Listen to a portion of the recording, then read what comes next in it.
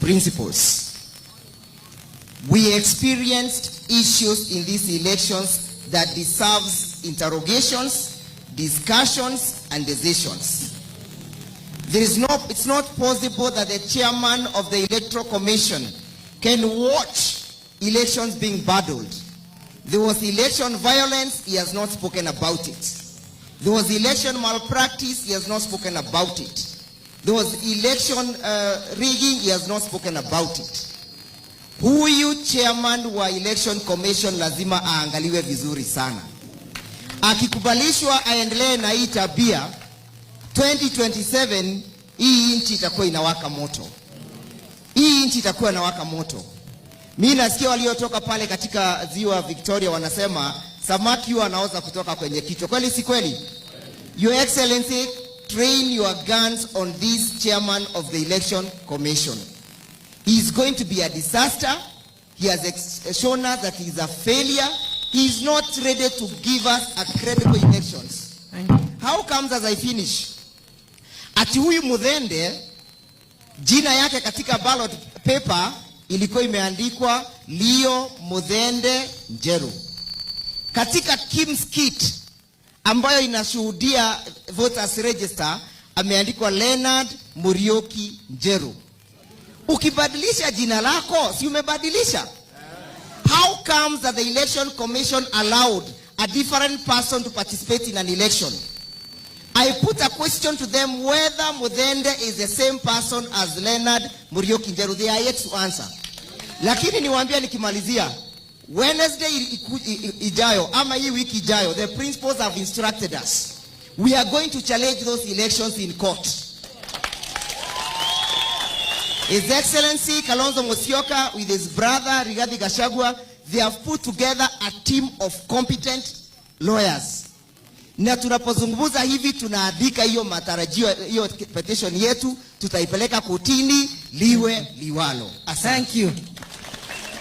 Now, ladies and gentlemen, as we know, we have all been talking on the possibility of the united opposition making a play to the court or to the Supreme Court of the Republic of Kenya to actually table or bring forward the case against the current by-elections, more so the by-elections that were held both in Kakamega County and Embu County, where in Kakamega County, the Malava constituency was won by the UDA candidate, David Dakwa. In Embu, Bere North, Leonard Mudende was declared the winner after winning with against his competitor, the United Opposition candidate, Newton Karishu, vied under the DP party, and he was beaten by only 500 votes.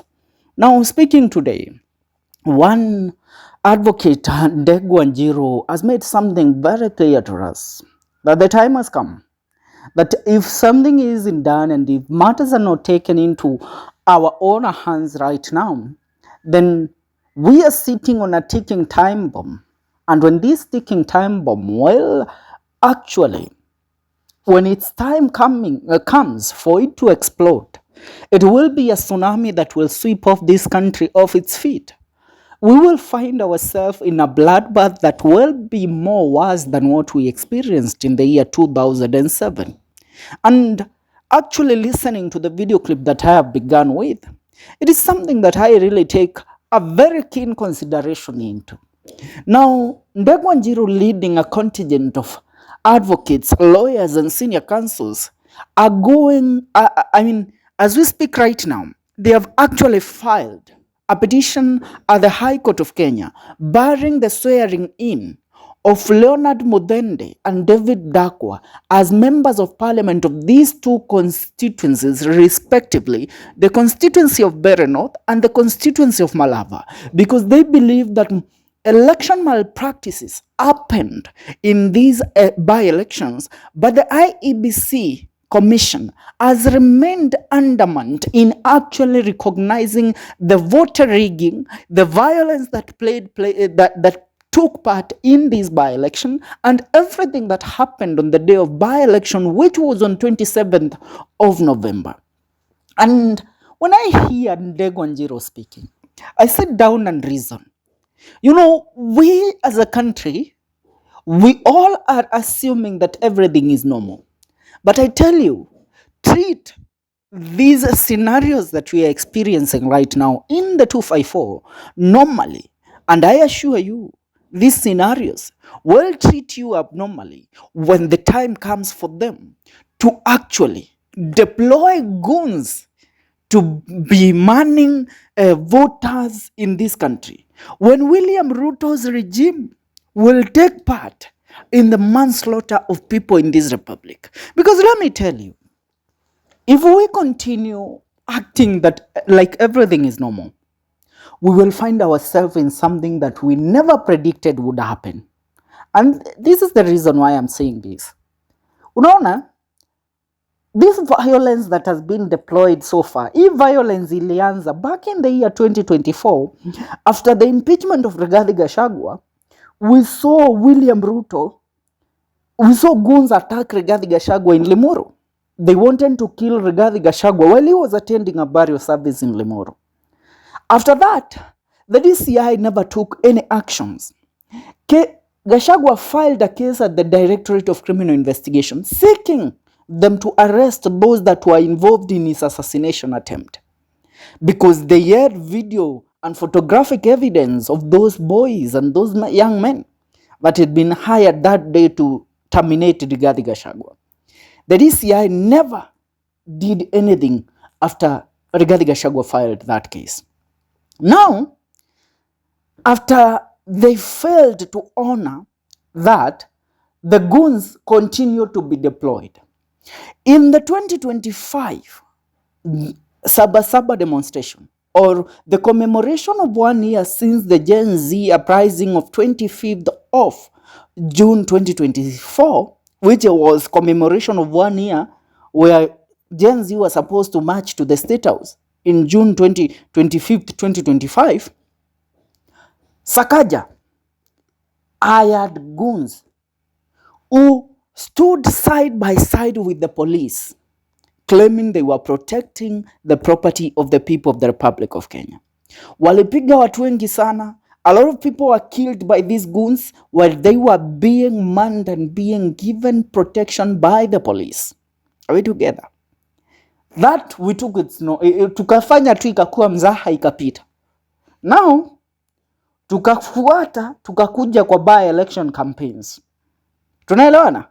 On the by-election campaigns, Rigathi Gachagua's team was attacked in Narok.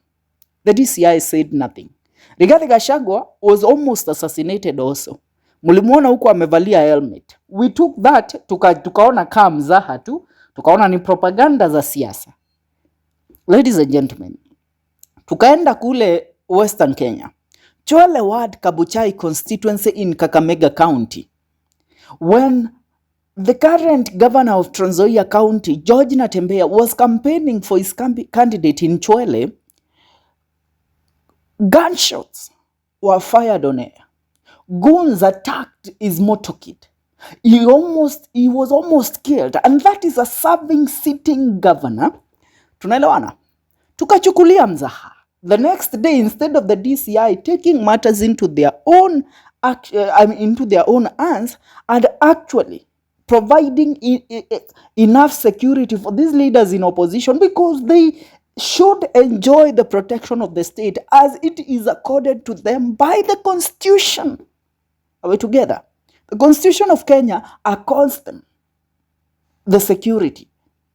But instead of according them that security, the Directorate of Criminal Investigation went ahead under the directive of the National Police Service, IG, Inspector General of Police, Douglas Kanja, and orders from above, from one Cabinet Secretary of Interior, Kipchumba Murkomen, orders withdraw the security of George Natembeya. They withdrew the security of George Natembeya.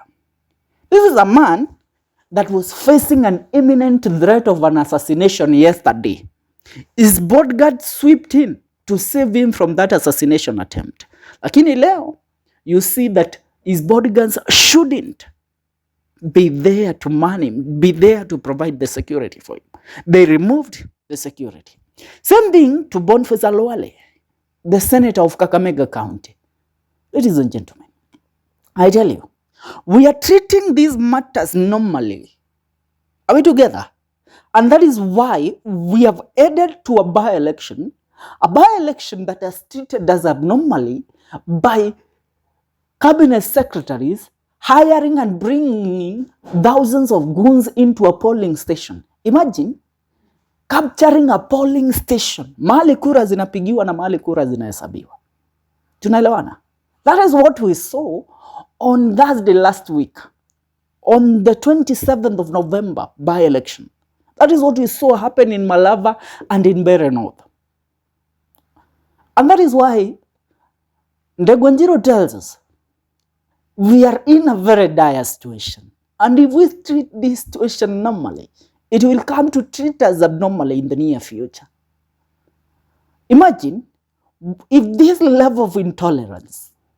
Jana mumeona wanapiga watoto tear gas kwa kanisa. If this IEBC, let me tell you, if this IEBC is left to continue looking the way it's looking, this IEBC is going to sink this country to a point that utakuwa ukikuwa unajiuliza, ile Kenya yangu ile? Hii ni ile Kenya babu yangu alipigania hii? So that is something that Ndegwa Njiru tells us we should rise against it. And I actually stand with him. I have seen Paul Muite speaking. I have seen former CJ David Maraga speaking. I have seen John Aminwa speaking. Advocates of the Law Society of Kenya, they have risen, and it's high time they seek the removal of Erastus Edong ETHEKON as the IEBC chairperson, because that is the only medicine that we will have. This man is Ruto's person. This man is planning to sink this country, and if we sit down, he is going to do so.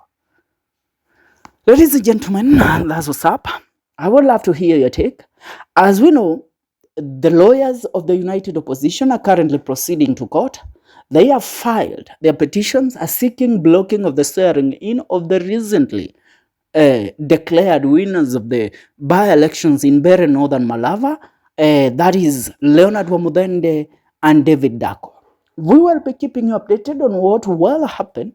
So stay tuned. This is the Kenyan Daily Report.